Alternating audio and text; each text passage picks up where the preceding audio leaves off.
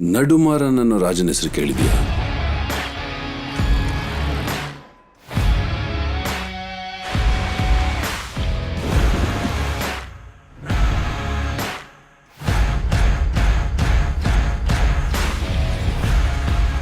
ಏರೋಡ್ರೋನ್ ಏರೋಪ್ಲೇನಲ್ಲಿ ಹೋಗಾಯ್ತು.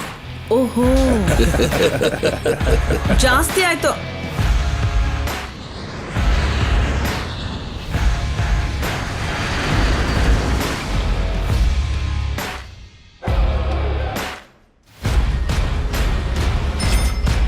ನಿನ್ನ ರೆಕಮೆಂಡೇಶನ್ ಲೆಟರ್ಗೆ ನಾನು ಸೈನ್ ಹಾಕೋಕಾದ್ರೂ ನಾನು ಹಾಕೋದಿಲ್ಲ. ಬೇರೆ ಏನ್ ಮಾಡೋದಂತ ಯೋಚನೆ ಮಾಡೋಣ.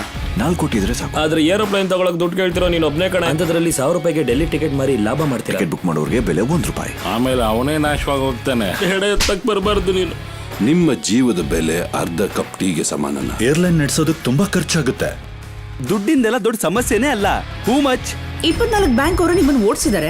ಅದ್ರ ಬಗ್ಗೆ ಮಾತಾಡೋಣವಾ? ಇವ್ರವ್ರಿಗೆಲ್ಲ ನೀನೊಬ್ಳು ಹುಚ್ಚಿ, ನಾನೊಬ್ಬ ಹುಚ್ಚ. ನಮ್ಗೆ ಯಾರು ಮದುವೆ ಮಾಡ್ಸಕ್ ಬರಲ್ಲ. We keep our flight very light. No extra food, no extra staff. ಹಾಗಿದ್ರೆ ವೇಟ್ ಆಗಿದ್ರೆ ನಿಮ್ಗೆ ಇಷ್ಟ ಆಗಲ್ವಾ? ಜನಗಳನ್ನ ₹1 ಫ್ಲೈಟ್ ಅಲ್ಲಿ ಕರ್ಕೊಂಡು ಹೋಗ್ತಾರ. ಇಂಪಾಸಿಬಲ್. ನೀನು ನಂಬಿದೀವೋ ಗೆದ್ಬಿಡಪ್ಪ. ಅಷ್ಟರಲ್ಲೇ ಇಲ್ಲಿಂದ ಡೆಲ್ಲಿವರೆಗೂ ವೈರಿಗಳ?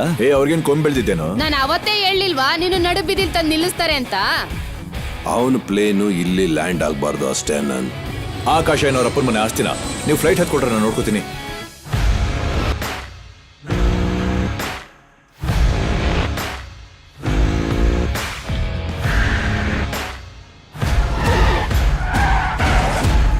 ನಿನ್ನ ಬಗ್ಗೆ ಯೋಚನೆ ಮಾಡಿದ್ದು 10 ನಿಮಿಷ.